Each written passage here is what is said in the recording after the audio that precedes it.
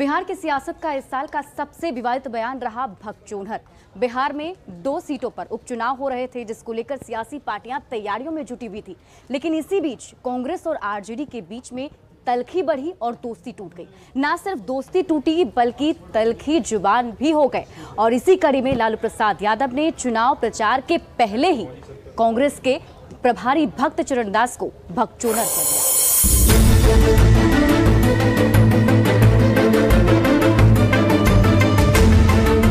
उपचुनाव के रण में अपनी मौजूदगी से बाजी पलटने की आस लिए लालू 26 अक्टूबर को पटना पहुंचे।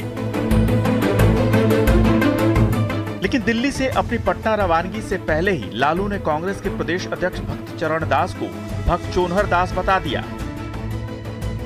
लालू के इस जुबानी हमले से कांग्रेस तिलमिला गई। हालांकि लालू के पटना पहुंचने से पहले ही आरजेडी और कांग्रेस का सियासी तलाक हो चुका था। उपचुनाव को लेकर कांग्रेस के साथ बढ़ी तलखी के बीच लालू ने भक्त चरणदास को एक तरह से छुटभैया नेता बताते हुए कांग्रेस आला कमान सोनिया गांधी पर भरोसा जताया था। सियासी दोस्त से सियासी जानी दुश्मन बनी कांग्रेस भी कहां पीछे रहने वाली थी। ग्रैंड ओल्ड पार्टी ने अतीत से लेकर भविष्य तक लालू को सत्ता के समीकरण का खाता बही समझा दिया।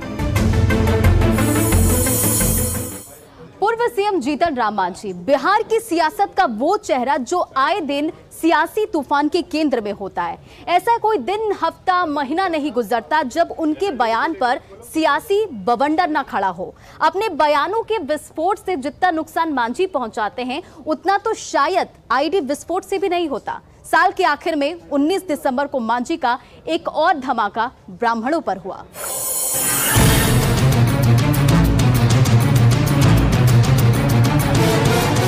बिहार की सियासत में जीतन राम मांझी वो नाम है जो काम से ज्यादा बयानों से चर्चा में रहता है।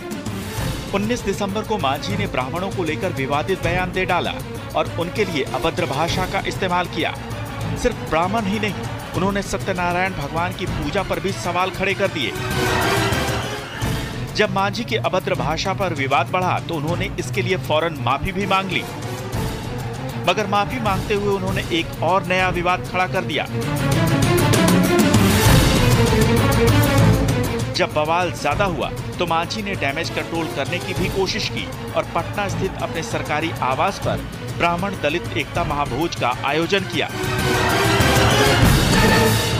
यहां तक कि ब्राह्मणों को खुश करने के लिए इस आयोजन में बिना लहसुन प्याज वाली सब्जी भी बनवाई गई। लेकिन ब्राह्मणों ने इस भोज में जाने से इनकार कर दिया। इससे पहले 21 सितंबर को उन्होंने कहा था कि वो भगवान राम को नहीं मानते। 2 सीटों पर उपचुनाव और अपने दोनों बेटों तेजस्वी तेज प्रताप के सियासी नूरा कुश्ती के बीच लालू प्रसाद पटना पहुंचे। पटना पहुंचते ही उन्होंने नीतीश कुमार पर हमला बोला। उन्होंने कहा कि वो नीतीश कुमार का विसर्जन करने आए हैं। लेकिन नीतीश कुमार ने रिटर्न में जो कहा, उससे ना सिर्फ लालू प्रसाद बल्कि पूरी की पूरी आरजेडी ही बैकफुट पर चली गई।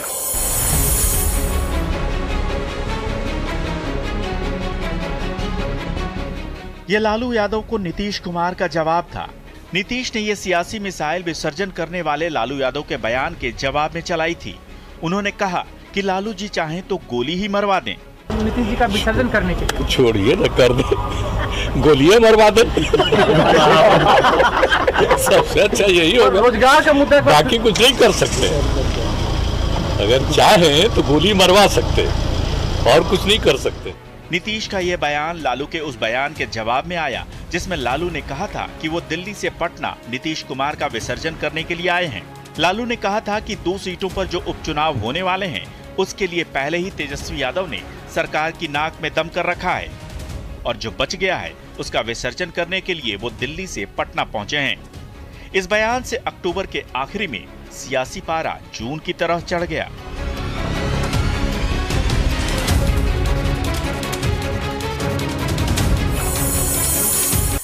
2021 की शुरुआत यूं तो बिहार में नई सरकार बनने की चर्चा के साथ शुरू हुई। जनवरी महीना सियासी तौर पर शांत रहा, लेकिन एआईएमआईएम विधायक अख्तरुल इमान ने जनसंख्या वृद्धि को मर्दानगी का काम बताकर फरवरी के सर्द महीने में सियासी पारा को बढ़ा दिया।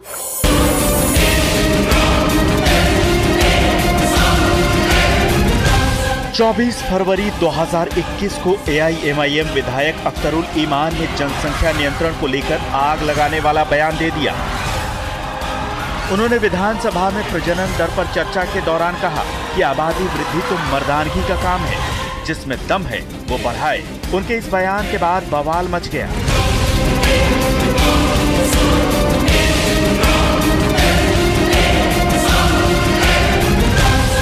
दरअसल बीजेपी के विधायक हरिभूषण ठाकुर बचौल ने कहा था कि एक धर्म विशेष के लोग आबादी बढ़ा रहे हैं। इस बयान के बाद अख्तरुल ईमान ने विवादित बयान दे डाला।